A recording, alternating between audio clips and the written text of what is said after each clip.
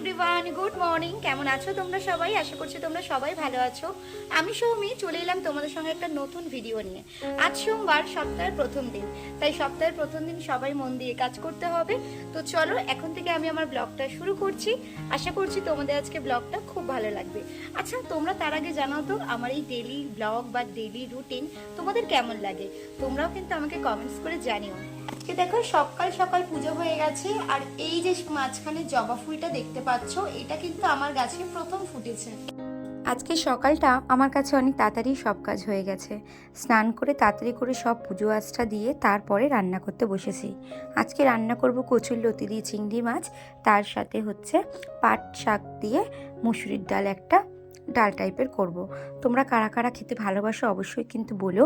আমি কিন্তু ভীষণ ভালোবাসি পাট শাকের বড়া বলো, এরকম আমি পাট শাকটাকে করে নিই, তারপরে ডাল সেদ্ধ করি, তারপরে পাট শাকের মধ্যে ডালটা ফোড়ন দিয়ে দিই। দারুণ লাগে খেতে, আমার তো খুব ভালো লাগে। বিশেষ করে বাঙালদের কিন্তু বেশ লাগে খাবারটা। আর এখানে কচুরলতি আগের দিন ছাড়িয়ে রেখেছি। এখানে করব হচ্ছে পাট শাক দিয়ে ডাল, আর তার সাথে এখানে চাল ভিজিয়ে রেখেছি, আর চিংড়ি মাছ দিয়ে কচুরলতি থেকে যা করতে থাকে। দেখো খাটটা পরিষ্কার করেছি, কিভাবে নোংরা করেছে। মানে আমি সারাদিন ও নোংরা করতে থাকে আর আমি পরিষ্কার করতে থাকি। বাড়িতে যাতে দুরন্ত বাচ্চা আছে শুধু তারাই জানে যে কি কষ্ট হয়।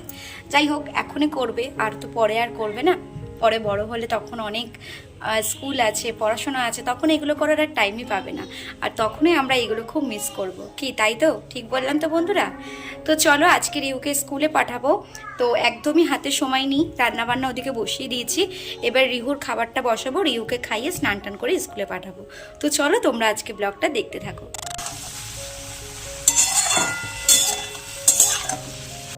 এর আগেও আমি একটা কচুরলতির ভিডিও দিয়েছিলাম, তো সেখানে আমাকে অনেক লোকই বলেছে, দিদিভাই তুমি কি কচুরলতি সেদ্ধ করে নাও? না গো, আমি সেদ্ধ করি না, আমি এরকম নর্মাল কাঁচাই একটু ভেজে নিই, তারপরে নর্মালি পোস্ত বাটা দিয়ে, সর্ষে বাটা দিয়ে, চিংড়ি মাছ দিয়ে আমি একেবারে কষিয়ে সুন্দর করে করি। কচুরলতি আগের থেকে সেদ্ধ করে নিলে না কচুরলতিগুলো গলে যায়, ভালো লাগে না। আর আমি একটু গলে যাওয়া জিনিস আমার ঠিক পছন্দ হয় না, তো ওর জন্য আমি সলা সলা করে জিনিসই রান্না করি।